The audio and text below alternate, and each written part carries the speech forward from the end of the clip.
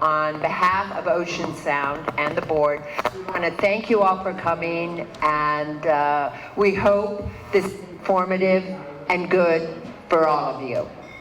Now, here are the rules. Diane is asking 3 questions. The first one is Amendment 1, whether we want to give the council the right to go from $500,000 to $1 million without coming to us first. And we're only allowing 2 minutes for this, and each candidate will stand and say yay and nay and why. The second question, 2 minutes, Ed. Okay. The second question is Amendments 2 and 3, the debt ceiling. Even though 2 and 3 say different things, they mean the same. Do you want to take it from 1% to 2%? That's the second question. Everybody here will have 5 minutes to answer yay or nay, and then why. And then the third question is the amendment number 4, which is, do you want to allow 5 people on the council to decide whether or not we can change land use, or do you want to keep it as a referendum? Now, Diane will go into this a little bit more when she asks the question. And again, everybody here will have 5 minutes. Yay or nay, and why. Then we have questions. And then I did it the old-fashioned way. I have 3x5 cards and pens. So if you want a 3x5 card and a pen, isn't that nice? I give you a pen too. At any rate, if you want that, we'll come over and give it to you. You write the question. I bring it over to Diane, and Diane reads the question exactly as it's written. And then we finish the wine and hors d'oeuvres. It's called a reception. Now, Lillian, have you arrived? I saw you. Is she no longer here? All right, I'm going to use Michael Polikoff as our timekeeper. So he's very exact, so this will be perfect. All right, so Michael, if you could come sit behind our moderator, Diane Newman, and now let me introduce Diane. I haven't done that, right? No, I didn't. I said you were Diane Newman, but I didn't say you were the vice. I went high roll on this one, guys. I went to the vice dean of the Chaplain School of Hospitality, who's also my walking partner, and she agreed to do that. So, ladies and gentlemen, this is on her own time, as a favor to me. Could we give her a round of applause? Okay, Diane, take it away. Thank you, Francis. Everyone knows you don't say no to Francis. And we have to also thank Golden Hog for getting us a little bit wasted. Oh, Golden Hog. Jorge, where are you? Golden Hog, thank you. Thank you very much. And I note also our soon-to-be-gone mayor, Mike Davey, is here. Michael, thank you. How nice of you to come. How lovely. Francis, when they write the questions, do they write who they're asking? You can. If it's a specific person or if it's something you want to write, at which point these men will each have 30 seconds to a minute, depending on what they're saying. No, I'm kidding.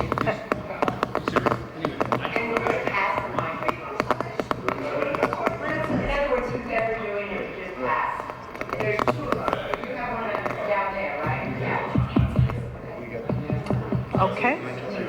The first one is 2 minutes. Yes, 2 minutes. Okay, we're ready to begin.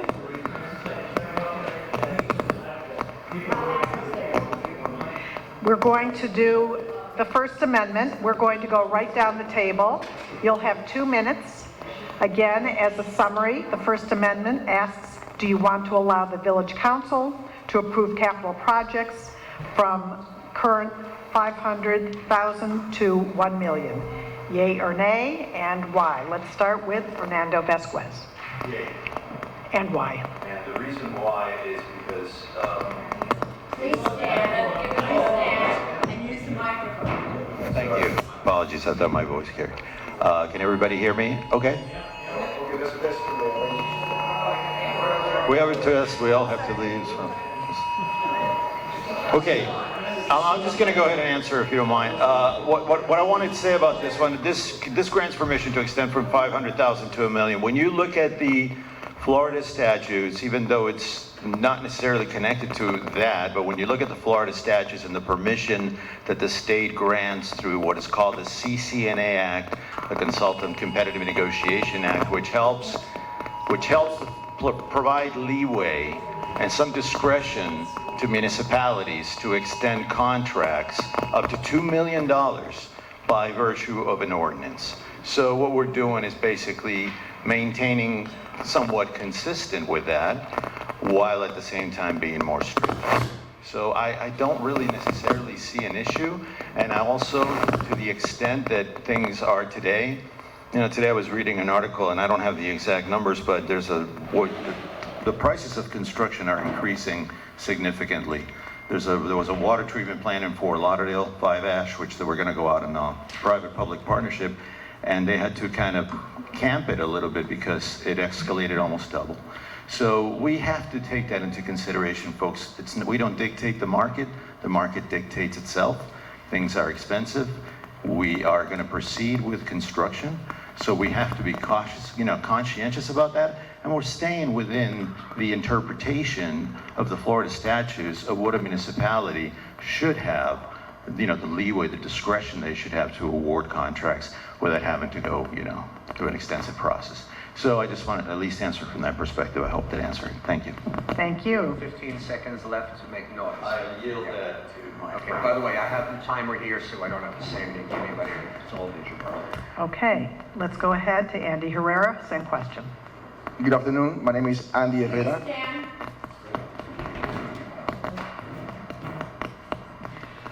Good afternoon. My name is Andy Herrera. I'm running for Village Council. The reason, first, for this question, I'm going to answer 3 questions at once. I am opposed and against every single amendment. Why? Because depriving you from your rights takes your power, and we don't want to give up our power. That's a democracy. I come from Cuba, 90 miles south. If someone wants to get your rights on your boats taken away, you can go 90 miles south, and then you can live there and enjoy a life with no rights. That's basically what I'm trying to explain you clearly. And also the first amendment is related to electronic communication for all these projects going over $500,000, or if we approve, over $1 million. So this is a waste of resources, because we already have the capability and the resources and the department to present electronic communication to our village for those projects if we have to present it to the community. So the response is, I'm sorry, our village is unable to enforce electronic communication because the manager is not enforcing the health department to communicate our community. So $7,500, let me see here how much is that, $7,500 to save off from mailing. I mean, to me, that's ridiculous, and then we need to be more transparent. So we cannot reinvent the wheel. It's already done. Thank you so much. Thank you. Ed London, yay or nay, and why? I'm against this amendment. And the reason I'm against this, well, first of all, I don't care what the state says, we can be more restrictive. And I want to stay more restrictive. I need all the help I can from as many people as I can to restrain the spending in this council. Not, when I say this council, not the council to be elected, but the previous councils. And hopefully you will all be more when you're elected, and I come there to carry on. I'm sorry, can you hear me now? Thank you. And Andy, I'm not going to Cuba, okay? I'm sorry, I'm gonna stay here. I'm staying here, okay? So, all it is one more set of eyes that will look at what we're spending and it's not a big deal to do it. And if you see something you don't like, I guarantee you, you'll come to the meeting and you will object. And the more people that do that, the more people that are interested, the more people pay attention, the better off it is. Otherwise, we do a lot of things and nobody's any idea because they don't come. We have a couple people that show meetings all the time, just a couple. Most times there's nobody there, and this at least tells you what we're doing when we're spending more than $500,000. And we want to keep it at $500,000. That's it. Thank you very much. Thank you. Mr. Gomez, yay or nay, and why? Good evening to all of you here, and certainly good evening to those that are watching us through live Zoom. I'm Fausto Gomez. I'm running for mayor, and I want to be your mayor, and I want to serve you. In specific response, the answer is no. I am not in favor of Amendment 1. I don't want to repeat much of what Ed said. Let's be frank. I have never seen such a collection of charter amendments that's so intended to take the power away from you, from me, from all of us here, and give it to 5 politicians elected to the village council. This is our community. We own this community. This is our power. What is wrong with the citizens of Key Biscayne having the ability not only to vote, but to say no? Let me go philosophical a little bit. You know, democracy is based on 2 things. One is the power to look at government and say no. That's the basis of democracy.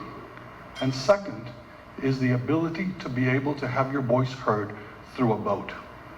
These amendments take away our power to say no and take away our power to vote. I am against the amendment. Thank you. Thank you.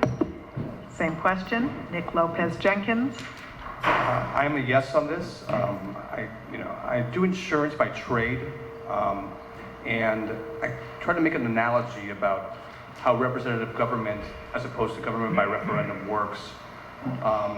There is risk involved when you assign power to others.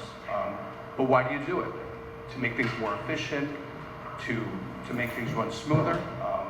If we went to a total referendum government, it would be incredibly inefficient. We would accomplish nothing. So I think this is a natural thing. It was set 20 years ago. If anybody looks at prices, even from last year to now, I mean, the increases have been, exponential almost. So the idea of raising from $500,000 to $1 million over a 20-year period, I think it's about time to make that adjustment. I think, once again, this government needs to be transparent. People need to participate and show up at the government. If there's an issue with a specific spend, they need to be able to engage in that and honestly hold the council accountable. But I think from a standpoint of it's sad to say, but $1 million, $500,000 isn't what it used to be. And there are some capital expenditures that are there. So I think for a matter of efficiency, I vote yes. So. Okay. Thank you. Same question, Oscar Sardinez. So I am a yes, but I'm going to talk about a few things. Number one, most of us in the private sector don't like government because it's inefficient. There's a lot of red tape. It's inefficient, and there's a lot of red tape. We would like government to be more efficient. The idea that this is up for your vote, I'm one person, by the way, with just one opinion. This is going to pass based on all your votes. So nobody's taking away your right to vote in that essence. Number two, 20 years ago, $500,000, and if we believe in our charter, which was created for representative government, $500,000 20 years ago is approximately close to $1 million today. So if we want to stay true to our original charter, which we all believe was a great document that allowed us to incorporate, that allowed us to save over $216 million over the last 20 years, then I think that we have to pay some sort of homage to that. The idea that this is taking anything away, it's not. You're all here. You're all going to vote. I'm only one person. I'm not going to decide. None of us are going to decide on council. We're going to be one vote. I have an opinion, and we're allowed to have differencing of opinions. Not to mention that most of these capital projects will already be pre-approved during a budget process that, by the way, by the admission of many of us sitting up here, is not perfect, and we all agree that we want it to be better. and we want more people to have take into it and input. So why are we going to approve something in a budget, allowing you all to speak your voices, and then again, put it to referendum, keeping us in a place where we've decided that we don't want to be efficient? It's a matter of efficiency. It's a matter of allowing the government to be efficient Oscar? or even potentially better than even the private sector. Thank you. Thank you. We're going to start now at your end of the table, Oscar. This question, you'll have up to 5 minutes. You don't need to use the entire time. Now we're talking about amendments 2 and 3. As soon as we figure out how to turn off the alarm. A summary, do you want to raise the debt ceiling from 1% to 2%? Yes or no, and why? So messaging is incredibly important. 2 years ago, this community sent a very important message to the world. We are willing to double down and invest in our homes. We've been investing for a long time, but it's time to invest again. And every single one of us up here, I'm sure, is all about finding those funds from either state, local, or federal government that's out there to allow us, to help us, to facilitate what this community requires to become resilient. There is zero doubt that we're not there right now. And it's going to cost a lot of money. And by the admission of most of us up here, while we don't know the exact dollar amount, it's certainly going to be more than our current debt cap. It's also going to be more than the GO bond, the GO bond that we all approved 2 years ago. Messaging is important. If we're gonna go out there and lobby, and we're gonna go out there and work hard to make sure that we can find investors that believe in this island and what it does for the rest of the municipalities. By the way, we are a barrier island that protects municipalities like Coconut Grove, municipalities like downtown Miami. We protect them. We have value, and we have to continue to message that value. If we take a step back now and go back on what we decided to do 2 years, it sends the wrong message. Negotiation is incredibly important.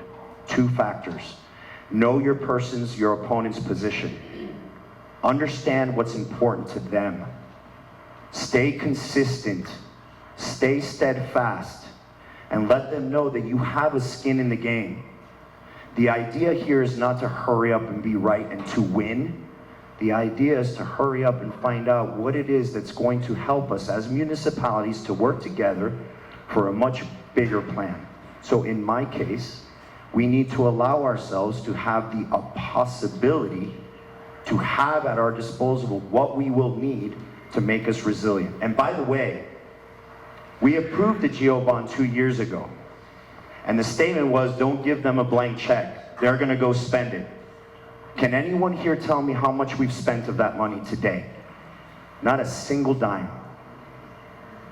Because we're being steadfast, because we're being thoughtful, because we're being careful, and we're making a statement to the world that we are here to invest in our community for our people so that our kids 30 years from now are still here.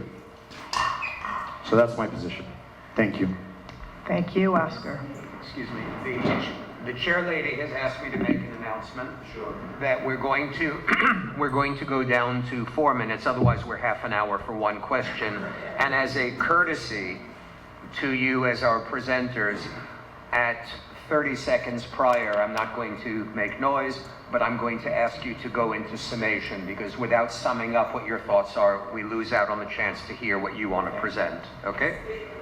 And the timer is actually on the table for those of you who are close enough to see it. Okay, go ahead. I won't even take 4 minutes, I'll probably take 2. I vote yes on this, and I'm going to end up piggybacking on something that Oscar said, and I'm actually going to piggyback something that Fausto says. I do think it's premature to raise the debt cap. I don't think it's necessary, because to Oscar's point, we approved the bond, we haven't spent a dollar. We haven't actually had a project on the table to spend the money that we already have allocated. That being said, it is on the ballot. We will eventually need it. So I think it's the time to move it forward. I don't want people in this community to get caught up, in a situation that I'm against it. Now, 2 years from now, we need it. Now it's back on the I said as far as an amendment, and it's a confusing situation. So I think that we have responsible stewards here. I said as far as Ed or anybody else up here. And what happens, I said, I've got kids in this community. The people that came before us ran a very efficient government, and I think it's our responsibility to do the same. I don't want to be a part of a legacy that leaves an unbelievable burden of debt on my kids. My kids are 2 and 4 years old, and I want them to be able to live here. I said, we work hard to live here. My wife is at work right now. I don't want to go anywhere. So I will not be, like I said, be voting for any projects that I don't think are the most efficient way to use money here. But I think, to Oscar's point, showing the outside world, whether it be the county, the state, and the federal government, that we are willing to invest in projects here, I think is an important thing, and that's why I would vote for yes. Thank you. Fausto Gomez.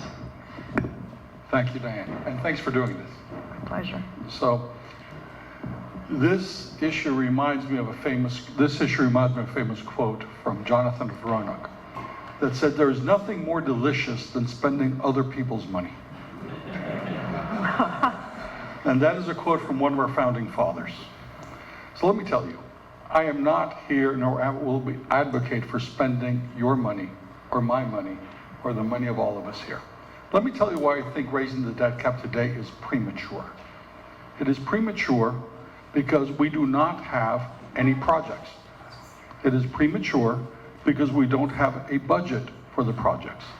It is premature because we don't have measurements for those projects. Now, we need to take care of our infrastructure priorities. We absolutely need to underground. We absolutely need to take care of our flooding.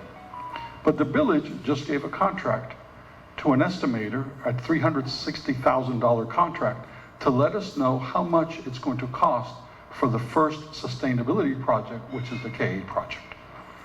So the village today doesn't know how much it's going to cost. They estimate it's going to be $30 million. But we gave a contract of $360,000 to a cost estimator. Okay? Now, if that is a fact, and it is a fact, then why should we double the debt cap today without knowing what projects we're going to fund, what projects are necessary, how much it's going to cost, and how we're going to measure them? I am fully in favor of making sure that our infrastructure priorities are taken care of. I am also fully in favor to make sure that our hard-earned dollar is invested in the best way possible, and that we do it responsibly, succinctly, and the citizens of Key Biscayne know what they're going to vote on when they vote on something.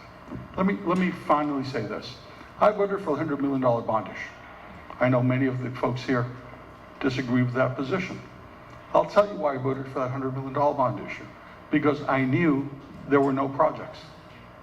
And the $100 million bond issue was a signal to our external funders, whether it's the federal government, state government, or local government, because we're part of a larger infrastructure. We're part of our ecosystem. That we had this money seriously to have matching dollars for any support that they wish to give to our village. And external support is extremely important. So no, I think doubling the debt cap today is premature. I'm not against basically incurring debt, but it has to be reasoned debt with specific projects, specific costs, and specific measurements. Thank you. Thank you. Ed London. Thank you. A number of people here this evening were very upset because I pushed the GO bond. And why did I push the GO bond? I'm the guy who wants lower taxes, bring in expenses. I pushed the GO bond because we save money. Because general obligation bonds are the cheapest method of financing. Now, Fausto said he voted for it. He gave great reason, because it gave the federal and state government the idea that we will participate. We have the ability to participate. We didn't actually raise a GO bond of $100 million. We said we could issue bonds in the future up to $100 million if there were no constraints in our charter, which there are. So today we can issue approximately $81 million. It's 91%. assessed value. We have close to 10 million outstanding. So why am I for this? I'm for this for the same reasons for the GO bond. We're not going to spend this money right away. We're not going to spend it because we have the debt cap up, but we're also giving a signal out. Why would I want to vote to go ahead and do engineering, to do all these things, and then thing comes up, and we go out for a referendum, it's killed. Say, no, we don't want to spend more than $100 million. So I wasted your money and my money, and I'm not big on wasting money. So the fact that we haven't spent any money in the GO bond, if we raise the debt cap, that doesn't mean we're going to spend one more dollar than we have to get the most efficient way of maintaining this island against storm sewer, flooding, all the other things which no one likes to have here on this island. So I'm 100% for it, and I am not concerned about today approving it, that it's going to spend another buck wastefully. Thank you. Thank you. Andy Herrera. So you guys already know my answer, and period. So basically, this is not about debt. It's about us having a council, an administration, instead of expending, saving. We have to concentrate on that. We need to be fiscally responsible. If we are fiscally responsible, we can save a lot of money in future years and invest it toward our main needs. So why we have to go and increase our debt from $90 million to $100 million when we can reduce our own and cut expenses in our budget? So we did so many projects since 1991, since incorporation. We accomplished so many things. We built the fire station, the village green, and so many things, the improvement in our village under the 1% cap. Now we need to borrow more money. Yes, borrow more money. This is the American dream. Everybody's living from credit cards. We cannot be living from credit cards. We work hard and we can save money. We have to be fiscally responsible and look into those budgets from 26 in less than a decade to $37 million. Do you see any factor or consistent improvement? No, not on services. You can see a community center which is falling in pieces. So we have a public school that we are not even asking the Miami-Dade County Public School to invest money in our community. I take my children to play soccer there because there's no space for him to train. So what I see there is a disaster. It's like a third world country, that school. And that's where we need to ask people to bring money into our community. And then getting debt, no. If we need to invest money, of course, let's invest it. But right now, there's no fiscal responsibility at all on the administration. First, we have to clean the house and then invest the money. That's my position. Thank you so much. Thank you, Andy. Fernando Vasquez. Thank you. I heard so many years working for the public sector, and I've heard so many times these blanket comments about we're going to have to be responsible, we can't spend money, we got to fire everybody, we got to start again, but absolutely nothing provided beyond that. I'm not undermining in any way, shape, or form the sentiment or the passion that you're hearing at this present time, but I am pointing at the lack of absolute substance in what you're hearing. Let me tell you one thing. You do want to send a message to Wall Street, and you also want to send a message to Moody's, which are creditors which have passed regulations for municipalities and coastal communities that are exposed to climate change and that have issues related to their capacity to manage their watersheds and impacts to residents. And they have said that if you don't meet these requirements, your bond rating capacity may be reduced. So, while you're hearing these things about saving money and everything, you're not hearing the side that we need to position ourselves accordingly. We are setting ourselves in a way to sending the message again. We're always talking about sending a message. We're actually telling Wall Street that Key Biscayne is going to reinvest in its community. And there's nothing wrong with that. We are probably the only municipality that I know of that has such a stringent debt cap. And why be so overly tight? I'm not saying that we should be loose, but we're just, this is the other extreme. This is the other swing in the pendulum to the other side. And to a sense, it is almost nonsensical because, I mean, I can just by eyeballing all the work that we have to do, seawalls, coastal, electrical, stormwater, water and sewer, there's going to be issues related to that. I guarantee you that WASD's not going to pay for everything. I mean, we have FDOT issues related to the causeway. We are talking about all these investments, and we're saying that we're going to be able to manage them accordingly. By what form? You're not even positioning to put yourself in a condition where you can borrow the adequate money to do that. Also, but there are other solutions as well. It doesn't have to be all about borrowing money. We can also seize on opportunities right now through, the current, I say this and I said it before, federal support. A year and a half ago, President Biden passed the IAAC, the Infrastructure Investment Act, which is $1.3 trillion. And the 5-year plan for that is to spend $600 billion nationwide, of course, in transportation, include into those projects climate resiliency, include roadways, include water systems. Not too long ago, I did a white paper for the Florida Key Aqueduct Authority, which they were looking at investing for their 60 mile aqueduct. We searched through that, all the potential federal funding, and it's what we call braided funding. It comes from the federal government in different forms and shapes with different timelines, but it's money that it's there, and it's grants, and it's opportunities. So there's nothing wrong with saying, hey, I need additional ceiling on my home equity loan because I know I'm going to invest.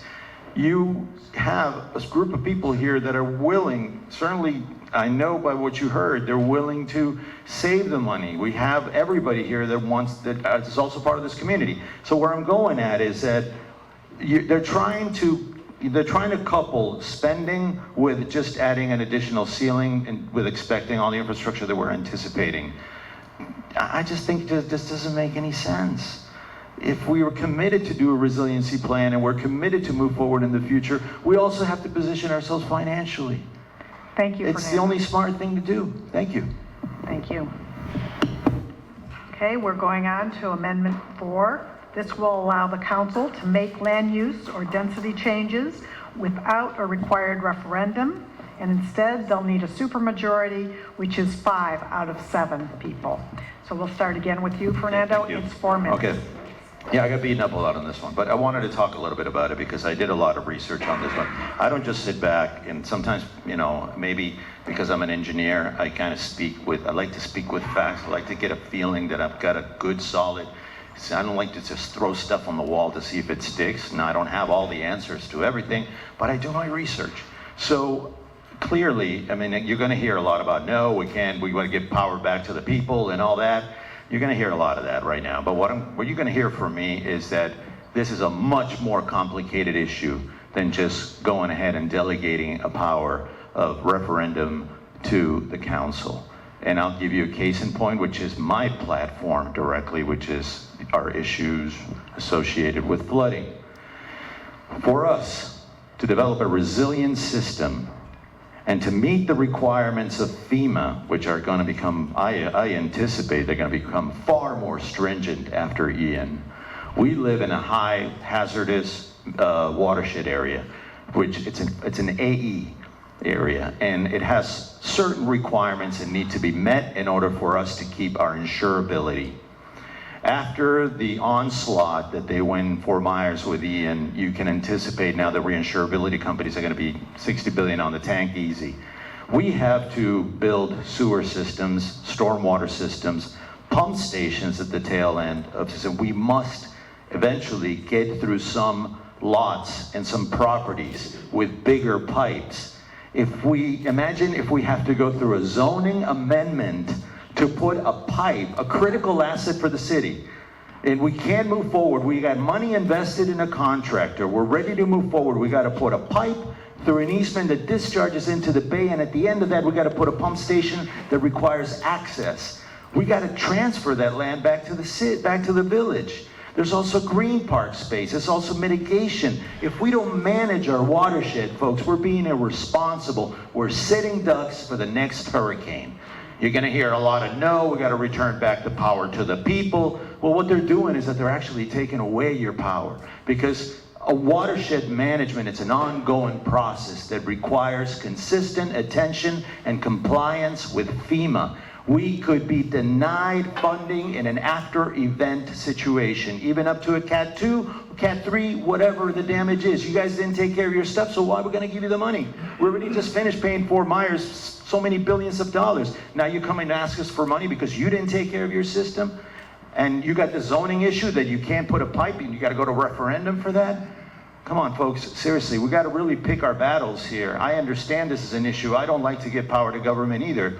But in the situation that we're in, with the options that we have, we must have nimbleness in our capacity to be able to rezone for the public. I'm not talking about added density. One quick thing, I got another 48 seconds.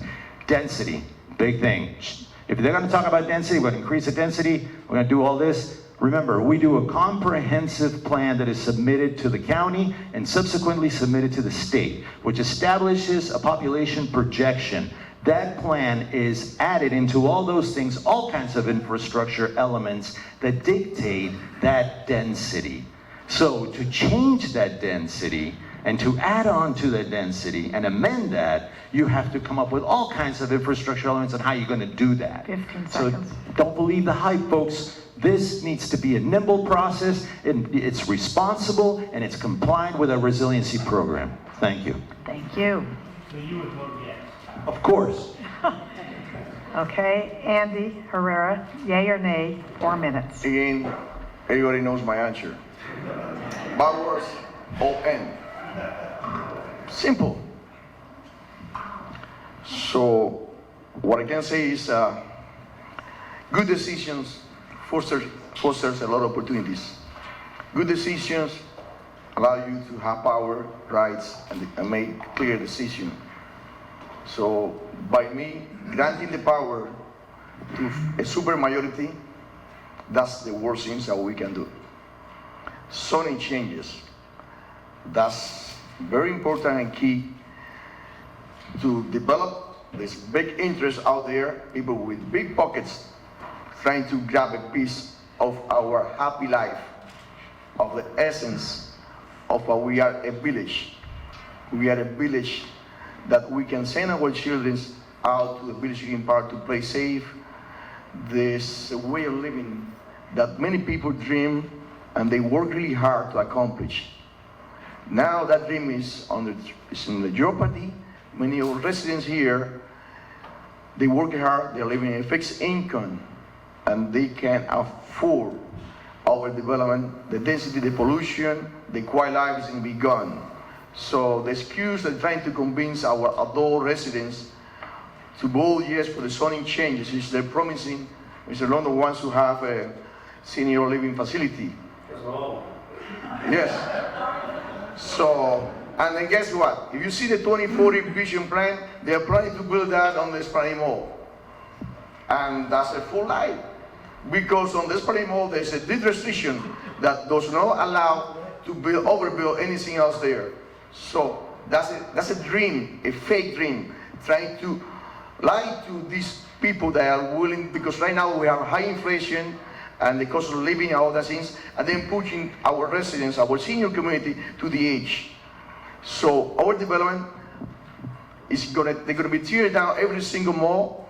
Our hardworking people, business owner, they work their entire life, they have a family here, the way of living, I mean, where are they gonna be going? What is gonna happen to the businesses? Because once you rebuild that, the rent is gonna cost 3 times higher.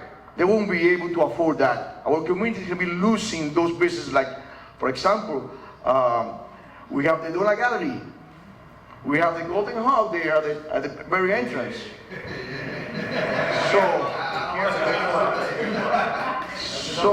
So all the business communities now under threat because the big pockets want to grab and destroy our way of life.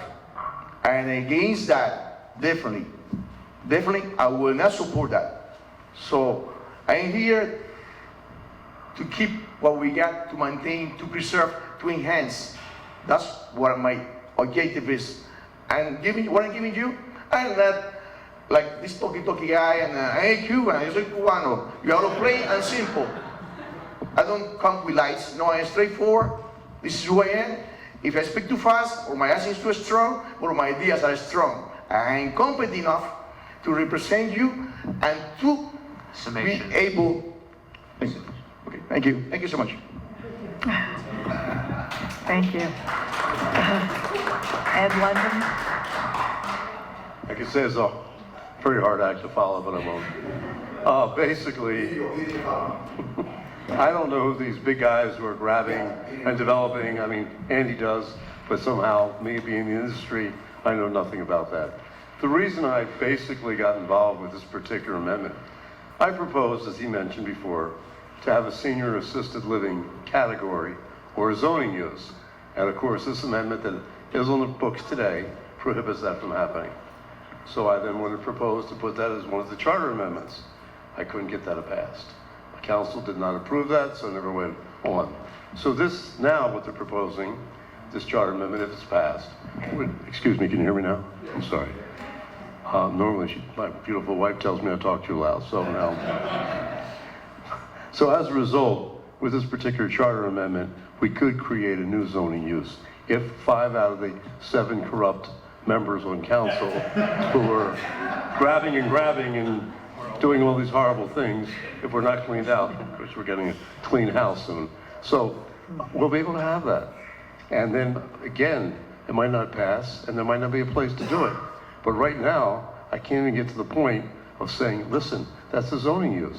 A developer came along and he basically wanted to propose a senior living thing at the Presbyterian church, and they were talking to him and everything else, and our council with all good intent, they said, no, we don't want anything west of Crandon. That's not, should be east of Crandon. So of course that would kill it. I haven't given up. I will try again. I am not concerned about 5 members doing anything detrimental to Key Biscayne. Nobody takes this job for the money. We work for food. I get a cold pizza, and it's getting colder all the time. The meetings are lasting longer. So we're all doing it because we love Key Biscayne. Everyone, we have different ideas, different opinions, but we all love Key Biscayne. We're all trying to do what we think is the best thing. And I don't believe anybody, whoever's elected, will do anything detrimental to Key Biscayne for the big guys trying to grab the money. In fact, if you think about it, it's a much better chance if a developer went ahead, this big developer wants to grab Key Biscayne, and he started a campaign with a residency camp up to Key Biscayne. Obviously, the 7 members on council are more knowledgeable than the average citizen, and we know what's happening, but the average citizen here doesn't know. They're very happy and very content. They don't pay any attention to it. So it would be very easy, not say easy, but it would be possible to easily convert the members, the residents, to something rather than the 7 people here. So I am for this amendment. I do not believe anything as bad is going to happen. And then to go along with what Fernando said, since, again, trying to minimize the amount of money spent in this storm sewer extravaganza, for lack of a better word, because it's going to be very expensive. And that is, we're going to need spaces, we're going to put pump stations. We're going to need spaces, we're going to need easements. We're not like FP&L, they have all the easements. We don't have easements. So we might have to trade. We can do 2 things. One, we can do eminent domain and spend a fortune to buy these easements where we're going to do passages with large pipes. 30 easements seconds. where we're going to put, thank you, where we're going to put the pump stations. Or we might say to somebody, listen, you can increase your FAR to 0.5 from 0.47. So we're going to give you an advantage if you give us 5 feet.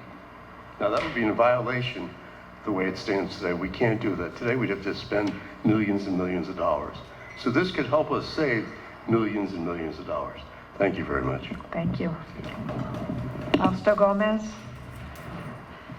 Thank you, Diane.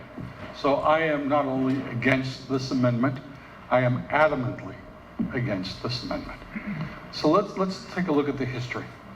This the limitation on zoning and land use changes and giving that right to the citizens of Key Biscayne happened in 2007. And why did it happen in 2007? Because there was a lack of trust between us and you and the elected officials at that time with regards to the Sinesta project. At that moment, the Sinesta project was being proposed to have 4 massive towers, and apparently the village council was willing to move forward with that. The citizens of Key Biscayne said no, and they put a charter amendment to take away the right of the elected officials of Key Biscayne and gave that right to themselves. Subsequent to that, this is a very interesting story. Subsequent to that, there was a vote by the village council to change the charter. And that first vote passed by 77% of the electorate of Key Biscayne. Subsequent to that, there was another proposed charter change to take away that right from the citizens of Key Biscayne and again give it to the council. That failed. Now we have the second bite at the apple to try to take the power away from you. Power away from you.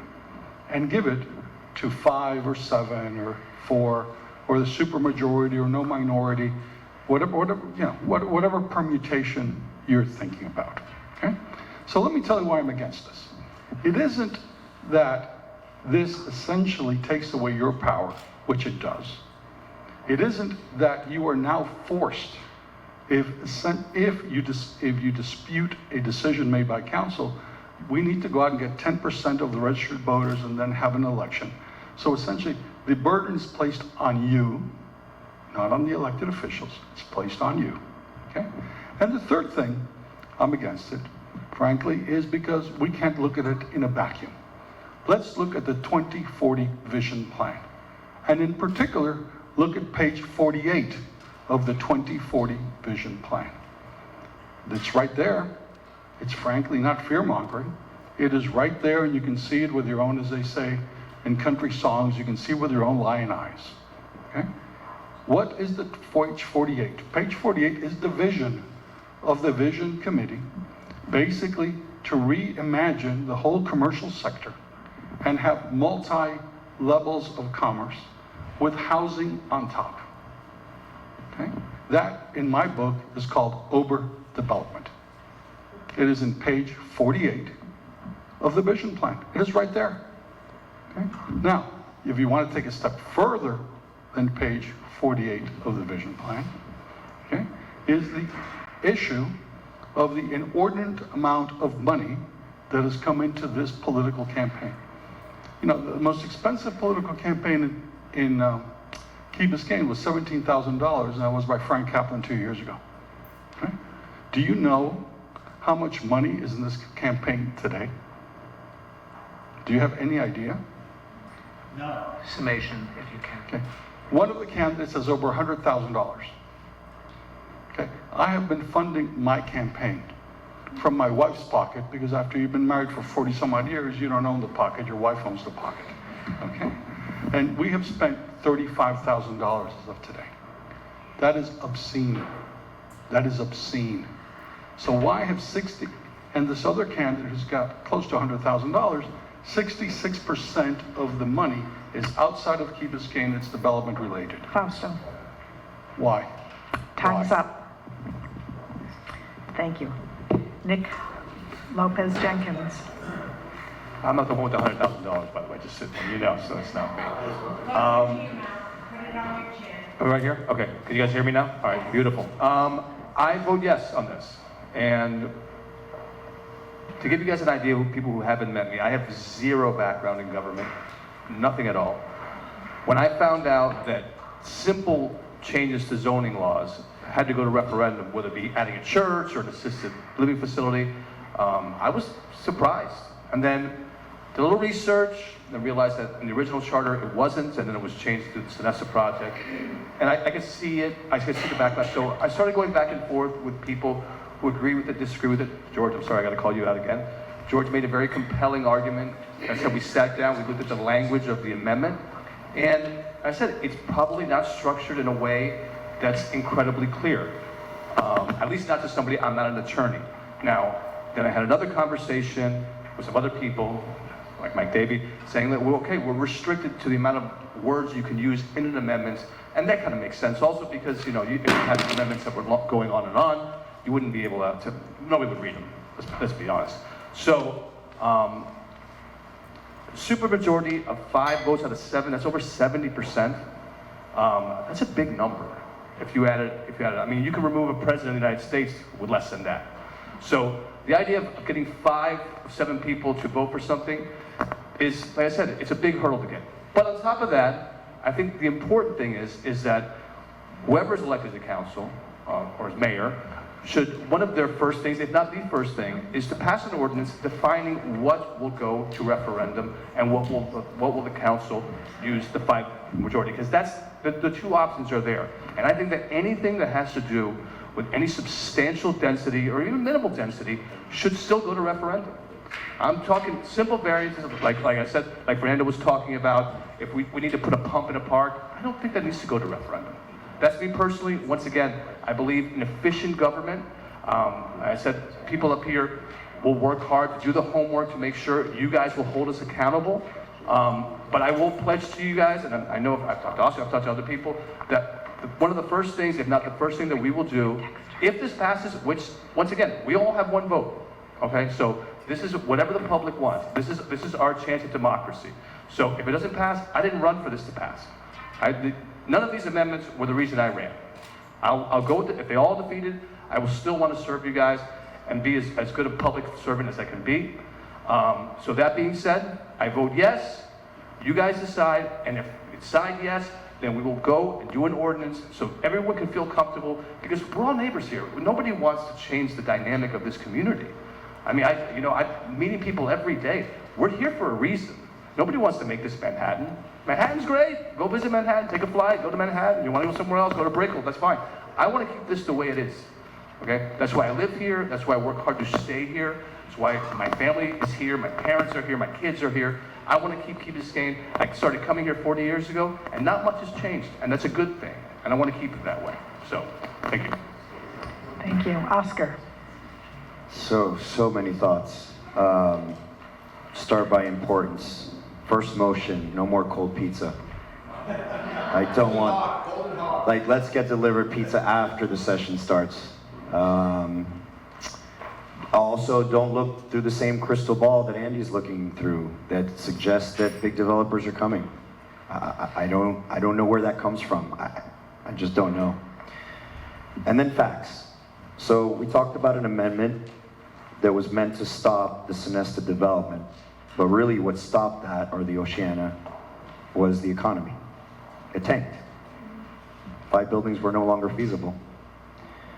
That was admitted by a woman who is a consummate volunteer and has been for decades in this community, Jackie Kellogg, whom, by the way, admitted in the Islander that she was on the wrong side of that boat. That boat did not do what is being suggested here. It didn't do it. The economy did it. Third, we're exposed. It's something no one's ever talking about. The way the code is written today, the Galleria Mall can add 230,000 square feet of commercial space, and none of us can do a thing about it. But yet there are people here that want to take away the knowledge, and by the way, as to Led's point, the humility to do the best for our community and know better and get us to a place where we can be flexible enough to reduce that density before it's too late.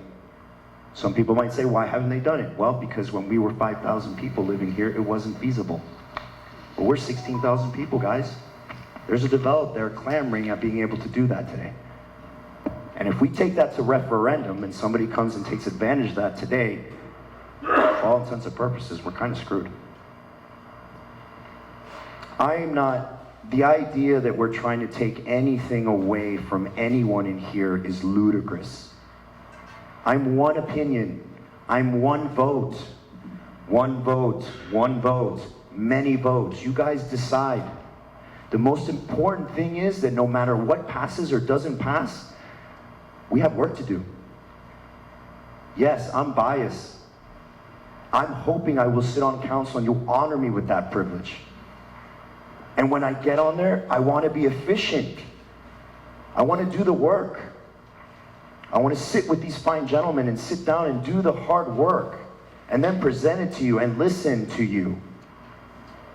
And I do believe in representative government here in our small community. Nationally, maybe not so sure. But these are our neighbors. There's not a single one of you that I can escape from. I go to Winn-Dixie. I go to the Golden Hog. I'm right here. And I'm a great listener. And by the way, I love people. And I happen to be a silver lining guy. And that's who I am. And I'm going to work hard. And I've continued to work hard. I'm going to continue to work hard. I put in time to a foundation that tries to help. I put in time to this community every day. And it comes from a place that this community taught me something that I had never known before, and that is community. Because they showed up at my door when we were in need only a year into living here. By the way, my very first memory of this community was in that pool in '85. I am not going to let you down. I'm going to work very hard. And I am not going to suggest that there's anybody out there looking to do something nefarious. That's not the case. We're all here volunteers and we're here to work hard. Let us not be exposed anymore. Allow us the opportunity to protect you. Make sure you hold us accountable every day. Every day. And please, Domino's, warm pizza, for God's sakes. Thank you, Oscar. Okay, we have some questions from the audience. Francis, how much time for each question do they have to answer? I'm going to try to speak so everyone can hear me. We're really going to try to keep this to a minute, but certainly no more than 2. And if the questions are to everybody, raise your hand if you want to speak to it. And then let's keep it to Then let's keep it to a minute. Okay. But if something's to a specific candidate, then no one else gets to speak on it. If there are questions to a specific candidate, must they be something generic to the island versus to an individual person's point of I'm view? sorry, what, Michael? If there are Here, questions Michael. that are to a specific candidate versus something that others could participate in, are you accepting those questions? If it's something personal to one we are. individual. In other words, if someone wants to add something, Fausto, whatever, yes. Okay. All right. Here we go. Question 1. This election has been muddied by negative mailers, candidates squabbling with each other, and enemy. I can't read that word. How will you contribute to building consensus on the council and unifying the divisions in the community? Who would like to answer that question? I mean, I'm just going to say, just be the example and the invitation. You know, I said it before, we're neighbors, guys. We live together. There's only 15,000 of us or so.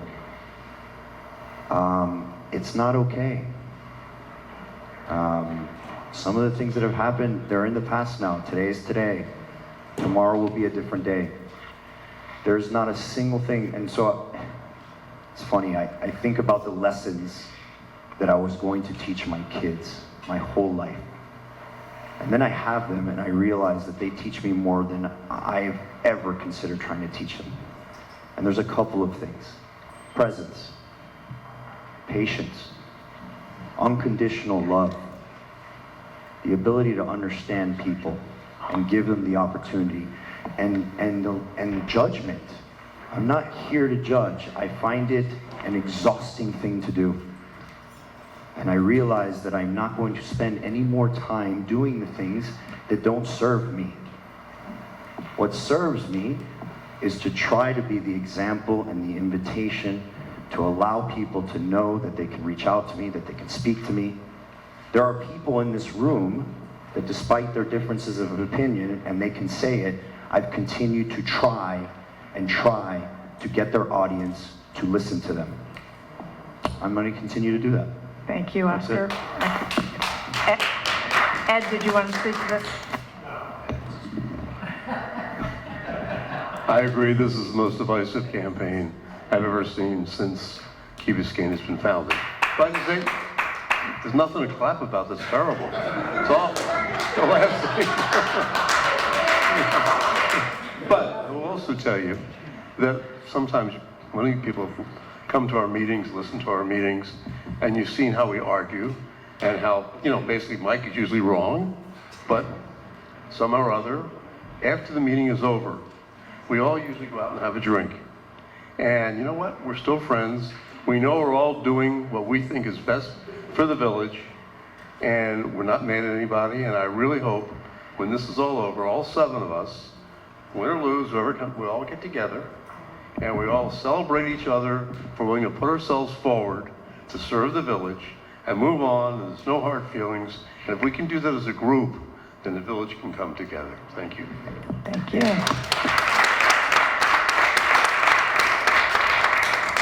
Well, if I'm not mistaken, I think Ed invited us all over to his house for a party after the election. Is that what even better. Oh my God. Whatever you like. Just to Piggyback for alert in the background. Yeah. Who did what? Just to piggyback on what these guys said, look, just right now, we've disagreed on these amendments, but I will sit here and I'll sit there and say that the people that I've disagreed with have made substantive points as far as why they are against it. We all have a little bit of different perspective. We all grew up a little different. We all have, like I said, as I mentioned at the beginning, all different a risk factor as far as what we trust government to do. But I think everybody comes from a good place. I think we all have to remember that we can be on different sides of the issue, and the person on the other side of the issue can still be well-intentioned. So, like I said, I feel that I've made friendships all up and down this place, and I want to continue that. I think that is the nature of this community. This is a community, like I said, we were all attracted here. My parents, so many friends, they grew up in Cuba, and they grew up whatever, and they moved here, and we moved to Lakeland, and we were in New Jersey, whatever, and you know what? They've all ended up in Key Biscayne. And they've all ended up within 3 or 4 buildings of each other in Key Biscayne. How wild is that? And why? Because you know what? It reminds them of what Cuba used to be before, obviously, but it reminds them of where they grew up and how great that was, because we have preserved something here, and there's great examples of it. I always put forward the 4th of July committee because I'm part of it or whatever, but there's things like that we preserved here that, like I said, have been lost in other places, And like I said, I think, I speak for everybody, that we were all committed to doing that, and I think, like I said, this election is, oh my God, that's why I vote no on 5. The idea of having primaries for council members, that's a terrible idea, that's horrific. Yeah, I can't do that. So, but besides that, I think we'll get all past this, and like I said, we'll become neighbors again, and like I said, we'll all pull forward and keep Key Biscayne as great as it is. So, thank you. Thank you, Nick. Fausto. First of all, let me say, I love Key Biscayne, okay? And we're all neighbors. We're not trained seals to clap at the same time. Frankly, there's difference of opinions between all of us, and that's the way it should be, because that's what democracy is all about. Democracy is having different opinions and expressing them respectfully, and at the end of the election, coming together and being one community, okay? Now, let me tell you something. This election is very negative, and I abhor it. But that's not the first time we've had negative elections on Key Biscayne. 2 years ago, candidates had a red X slashed across their faces. 2 years ago, candidates were demeaned with CAVE and other acronyms. It didn't start in this election. It started 2 years ago. Okay, and those folks who started doing it are doing it again. But now they're more sophisticated, and they've put money into the race, and they have dark money PACs, and they have attack mailers. I'll tell you something, I can take any sling and I can take any arrow and I don't mind. But frankly, there was an attack against my wife. Against my wife. Okay? That is completely out of bounds. Okay? Frankly, that's not who we are, and that's not who we should be. We shouldn't put red X's across people's faces. We shouldn't demean them by calling them names. You shouldn't attack the candidate's family. Candidates are fair game. All of us here are absolutely fair game. But our families are out of bounds.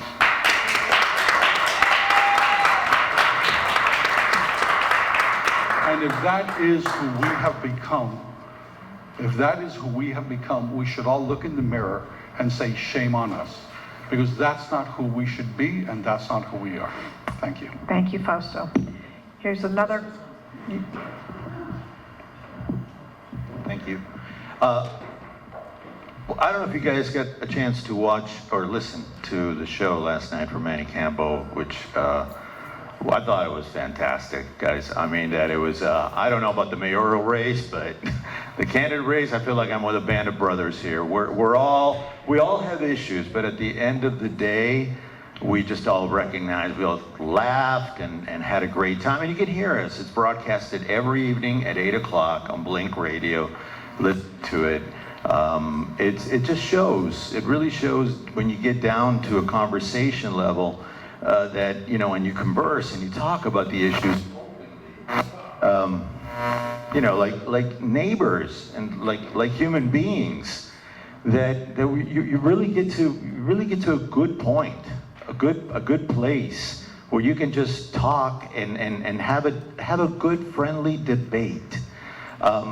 I just think that there's a lot of complex issues that are coming into this campaign that there's no need to elaborate, but that are creating this, and we also have this pernicious culture, this cancel culture out there. And unfortunately, there's people that are really still looking for that and feel resentful, and feel left out, and feel disenfranchised. So they approach things in that fashion. And I think it's highly unfortunate, because everybody here wants to do good, You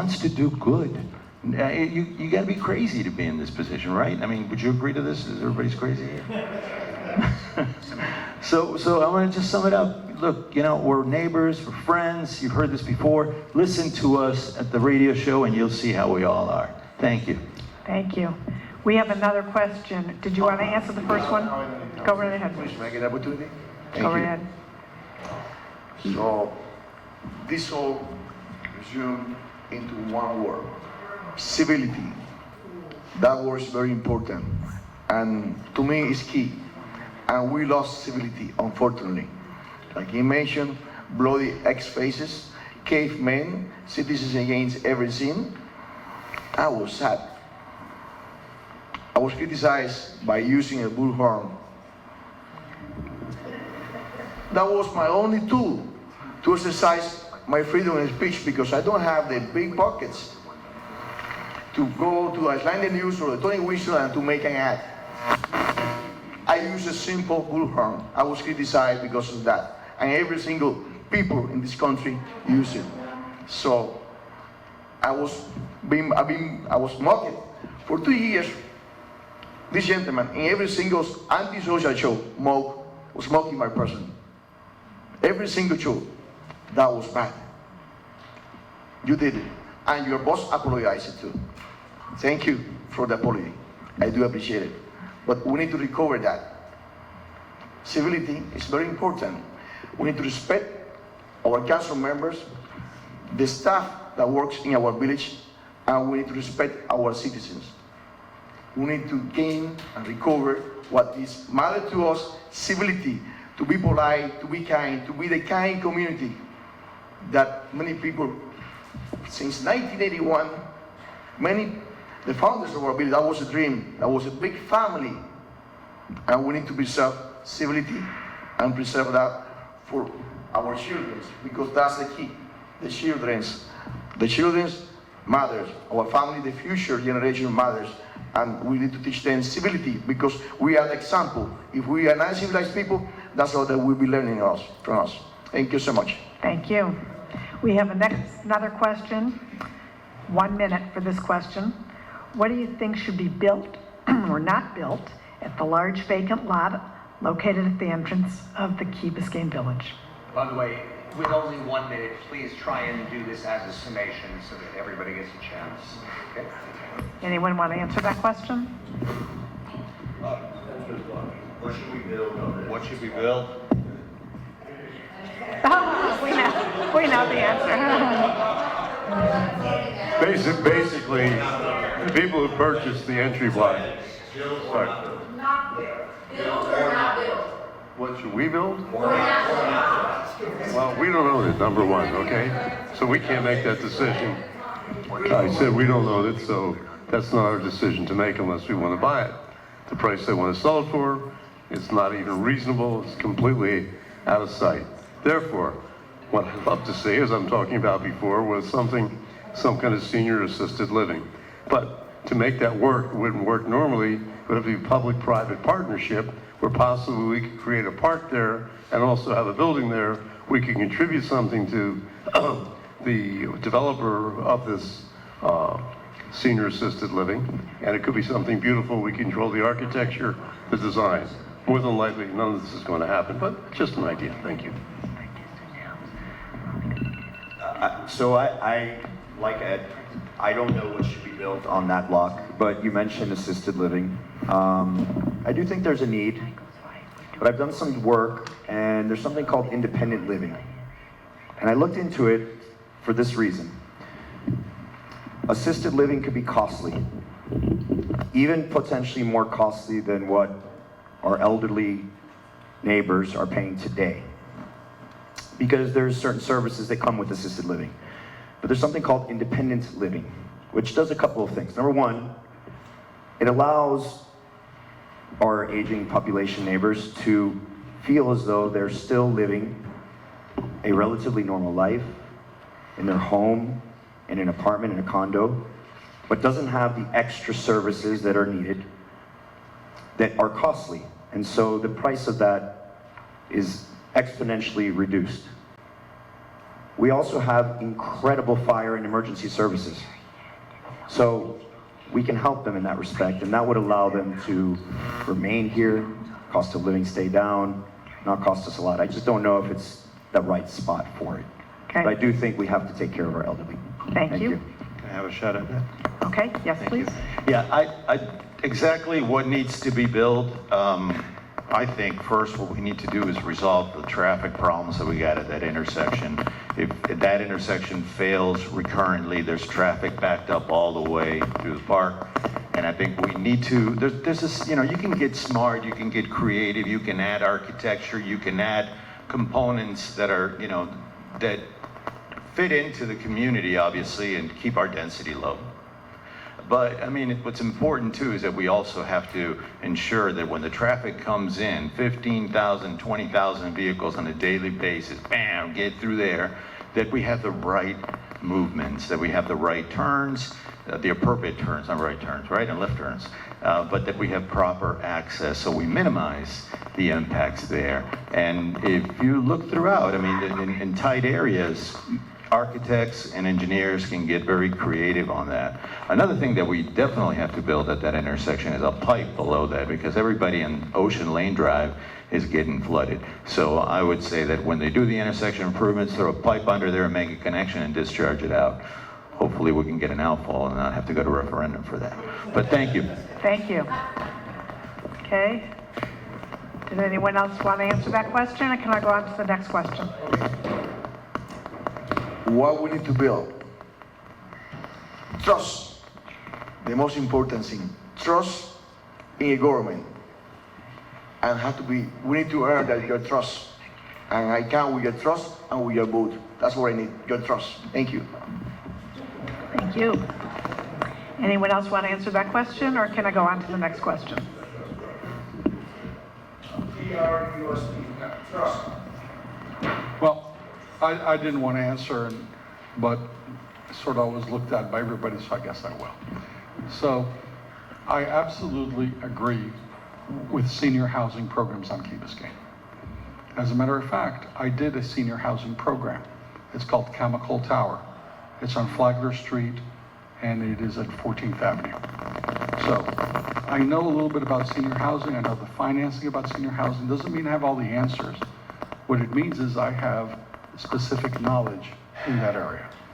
Now, the challenge we're going to face here, frankly, is that we have a number of citizens that are property rich and cash poor. And so therefore they're living in Mackle homes.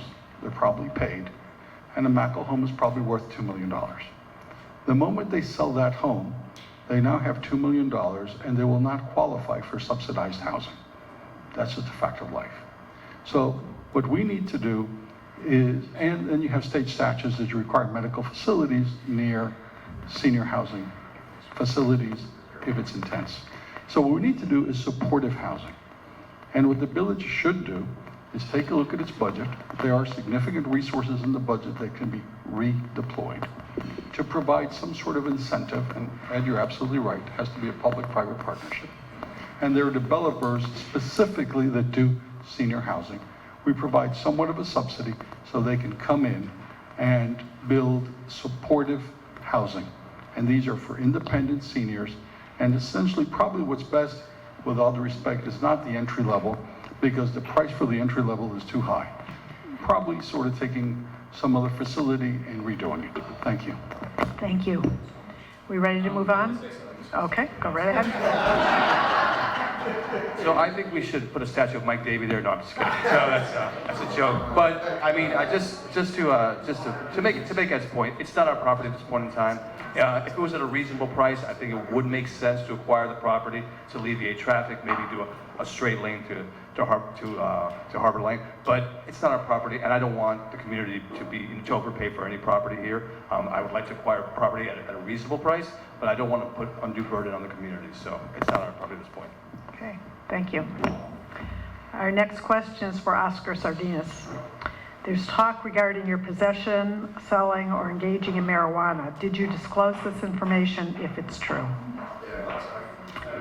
There is talk regarding your possession or selling or engaging in marijuana. Did you disclose this information if it was true?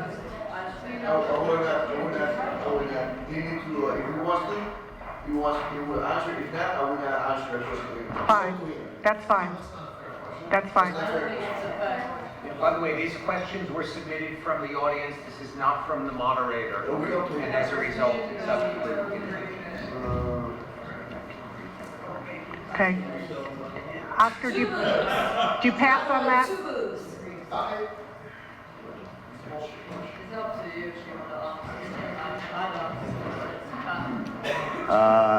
30 years ago, in college, University of Florida, go Gators, I was erroneously asked to come into a police station and turn myself in. Immediately thereafter, there was discovery, and I was given an apology by the judge for having wasted my time, and it all was dismissed. Sometimes I kind of wish, maybe.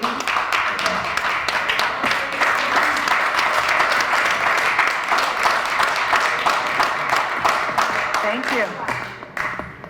The village is looking to undertake over 300 to...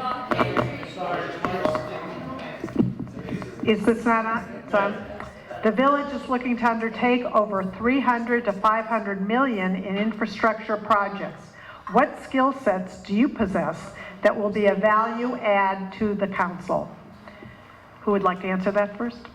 So, I'll take this. Yeah, these will be 1-minute answers if you can, please. So leadership's really important. I can tell you a little bit about my resume. I've always led people from small groups of 5 to large groups of over 200, of P&Ls anywhere between 10 million and 300 million, both locally, nationally, and overseas. I've dealt with negotiations with governments and private sector. I've been incredibly successful, but not because of me, but because I have a very keen skill set, and that is understanding the skill set of the people around me. And I have been incredibly fortunate to learn a very important lesson. Leadership is about the people you lift around you. It is not about what you do. And I was blessed with this ability to understand people, to understand their skill sets, and to place them in the positions where they can be the best version of themselves. And so every person on this panel has a very particular skill set. And we arguably have the most amazing village team we've ever had in the history of Key Biscayne. I will facilitate their ability to be successful, to protect your rights, and to make sure that we become a resilient island. Thank you. Nick? I'll take this. I have always been taught by my father to basically, I want to say, I guess, it's a long story, so I'm going to say, I'm going to get to the nub of it, is that you don't have to be the expert in everything, as long as you know who the experts are. So be the expert in experts and know who to tap. As far as these projects are concerned, luckily I've been blessed that my father worked for Durham for 25 years. You all pretty much know him. I know people in the audience know him and stuff like that. And he's been giving me information as far as what to look in the project, what's important. Obviously, Fernando, I believe he's an engineer. I don't know if you mentioned, I've never mentioned that before, but Fernando's an engineer. And he has obviously an incredible skill set as far as these kind of projects are concerned. We really have to look to the village to the village staff, to people that are ideal. But I will say, when you throw $300, $500 million numbers out there, this needs to be substantiated. And you know what? We live on a flat barrier island. There is going to be some flooding. There is. I don't want to go over the top and say, well, you know, the streets have to be clear in 10 minutes and we're going to spend $1 billion to do it. Look, we have to deal with this problem. We've been dealing with it for 50 years, and that's my time's up. Thank you. Fausta? Yes. The village is looking to undertake over 300 to 500 million in infrastructure projects. What skill set do you possess that will be a value added to the council? Great, thank you. So for 38 years, I had my own company representing entities in Tallahassee. And I'm proud to say that my company was considered one of the top 10 best companies in Tallahassee for a significant period of time. And why? Because we would bring hundreds and hundreds of millions of dollars to different entities throughout the state of Florida, ranging from Goodwill Industries to the March of Dimes, all the way to Miami-Dade County, for example, to construct the 25th Street Viaduct, okay, to FIU, where we brought in, along with a team of people, the medical school, the law school, the engineering school, the nursing school, the architecture school, the lower division, and that's hundreds of millions of dollars. So frankly, I do have a skill set in locating dollars outside, bringing them for specific projects, including Key Biscayne, which I was proud to represent for 14 years, and brought in over $1 million per year to take care of some of our issues, everything from Crandon, everything to, the stormwater issues here on Holiday Colony for the sewer system. So yes, I have that skill set. In addition to that, I serve on various statewide boards like Florida Tax Watch, Leadership Florida, Florida Humanities Council, which are crucially important because you are a member with colleagues that you need to reach consensus to move things forward. And that's one of my, frankly, strongest suits, reaching consensus with individuals that have different opinions so we can move forward. Thank you. Ed? Thank you. In the technical area, I've been a general contractor and developer for probably over 50 years. I've built everything from a single-family home to a chemical plant. I've done subdivisions, residential, and industrial. As far as money, finance, raising money, as vice chairman of Citizen Property Insurance Company, I've raised over $1 billion in bonds, in debt, and other things such as that. As far as dealing with governments, I was the vice chairman of the oversight for the Dade County school system because they were squandering money, running inefficiently. So I had a $5 billion budget. So I'm familiar with all these things.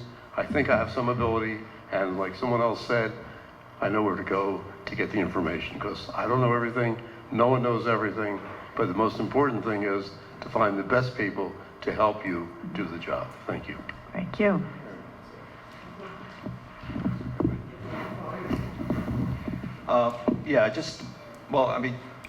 I had the benefit and really privilege, I guess, and thank for that, really to be able to work in both the public and the private sector. I've spent about 15 years altogether with Fort Lauderdale as assistant city engineer. I was director of utilities for Dania Beach, and I was city engineer for Miami Beach.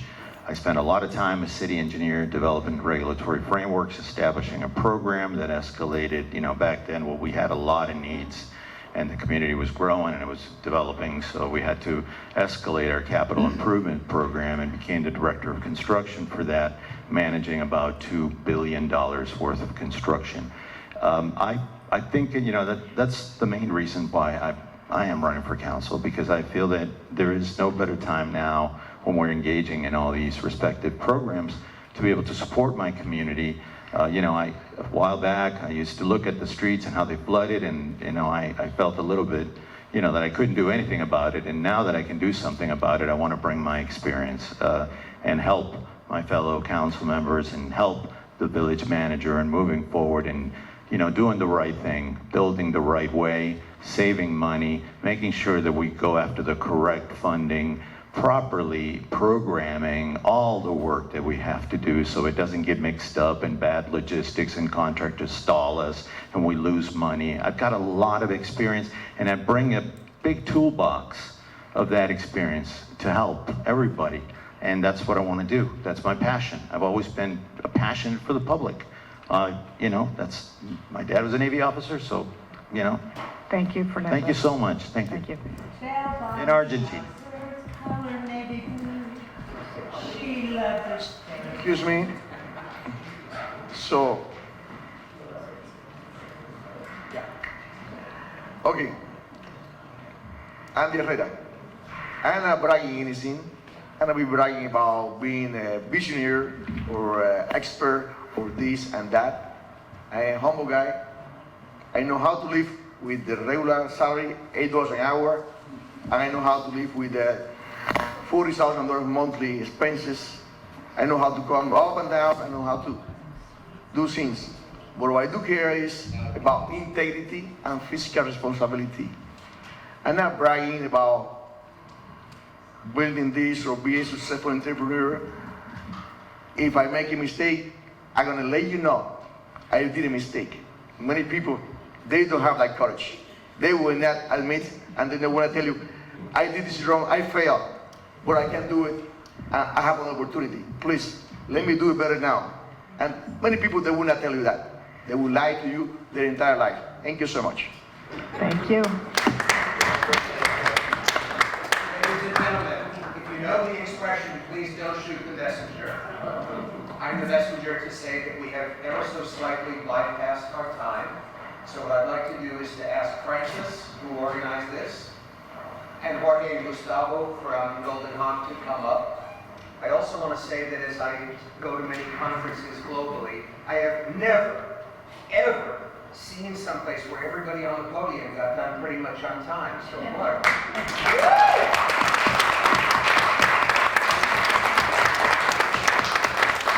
Because we have reached that point in the evening, that doesn't mean unless Francis needs us to be kicked out, it means hopefully that you find gentlemen, I'd like to say ladies and gentlemen, but it's gentlemen, will stay and take some questions.